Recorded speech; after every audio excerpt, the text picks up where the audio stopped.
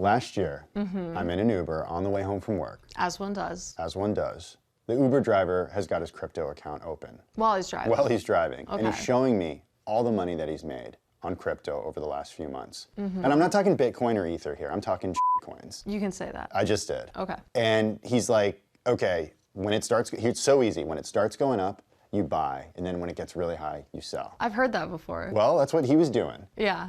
And all I could think of to myself was, this is the top. You know, when your Uber driver's showing you how much money he's made in crypto and how you got to get in on it. And I'm thinking, this is not going to end well for this guy. And sure enough, here we are, a few months later, $2 trillion in crypto value has been wiped out. And I'm not hearing Uber drivers talk about their crypto anymore. Well, if that story's true, and it sounds super fake, let's just establish that. I promise it happened. Okay, well, if it's true, it actually was pretty close to the top. If you think about where we were around November of last year, close to a record high on Bitcoin. And to your point, we've just seen this tremendous drawdown of wealth since then. And I actually think that creates one of the more interesting moments in crypto. After the summer we just lived through where it felt like everything blew up, now's the moment where the industry sort of has to decide where to go from here. Whether this is a 2018 moment after that boom and bust, which went on to build an even bigger bubble, or whether we're entering a phase of the crypto ecosystem where it's more mature. So luckily for us, we have 8 episodes to try to do that. I have all these papers in front of me, and we're gonna try to figure out what moment we're actually in right now. And funnily enough, we actually prepared something. No kidding. Yeah, we did. All right. We have a lot of questions. We've got Stacey Marie Ishmael. She leads crypto coverage for Bloomberg, arguably the busiest woman at Bloomberg. It's been a moment. It's been a moment. And I guess when I think back to the summer of 2021, that run up to last November, where we reached the record high in Bitcoin, one of the big bullish mantras was institutional adoption, sort of traditional Wall Street embracing crypto. And when you say that we're kind of learning the lessons of 2008, what is the reputational damage here? Is that no longer really a narrative that holds? It's been interesting to see institutions plunge in, not just like a toe in the water, at the same time that retail investors are a little bit more skittish and a little bit more inclined to sit on the sidelines. So, you know, just in the past 6 months, you've had BlackRock announce a partnership with Coinbase. You've had Goldman Sachs make certain types of derivatives available to clients.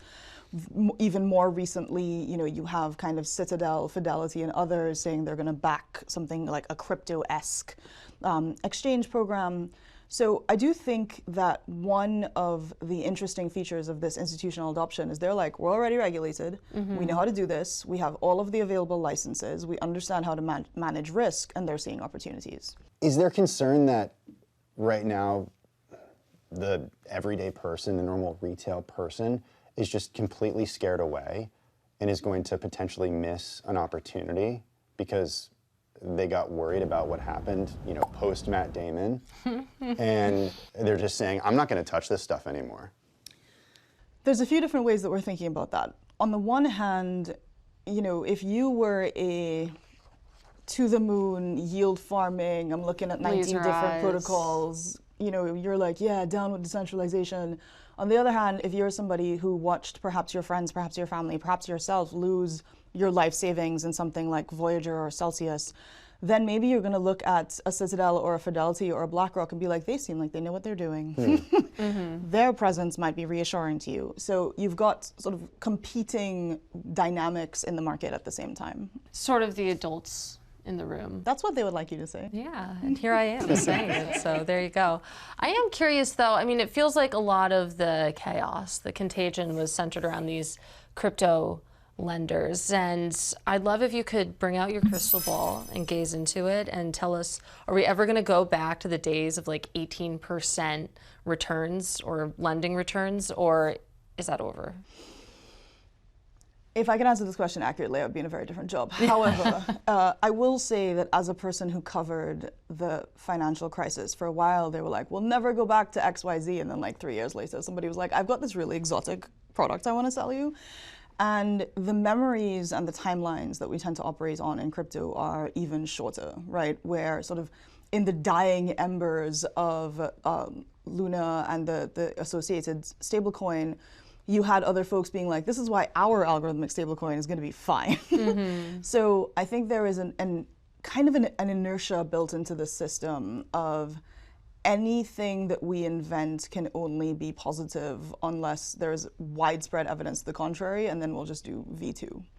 Okay, so for the past few years, people in the space have been telling me when I don't understand something, it's like, it's the early days of the internet. Right. This is like the 1990s when, Andreessen had just invented Netscape, and, we're trying to figure out what you can do with this thing.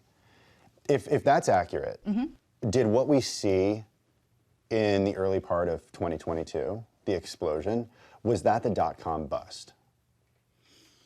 One of the things about the dot-com bust is there were clear winners that emerged from it, but you couldn't really tell who those winners would be at the time. And so I do think that some of the immediate speculative excess got wrung out of the market very hard and very fast and very painfully for a lot of people involved.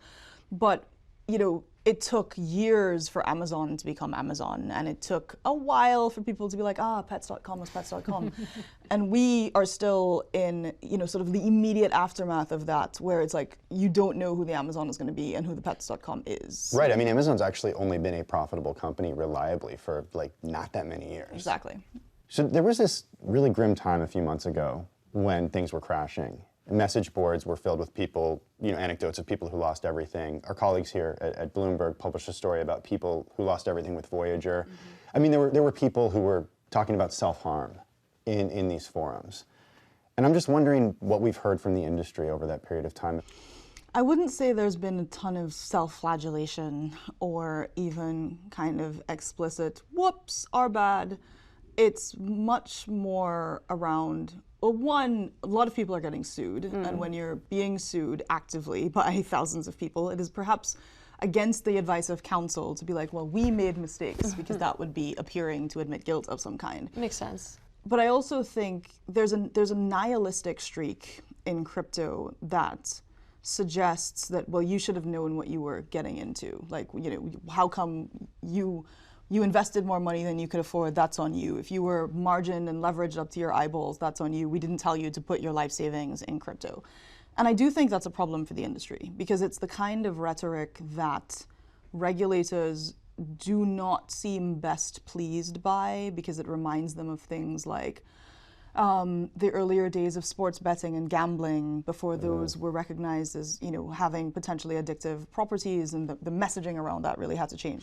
So I do think there has been an insufficient amount of contrition relative to the amount of boosting that there was by a lot of these folks. What's happened instead is people are just deleting tweets, taking down YouTube videos, being like haha, just kidding, JK.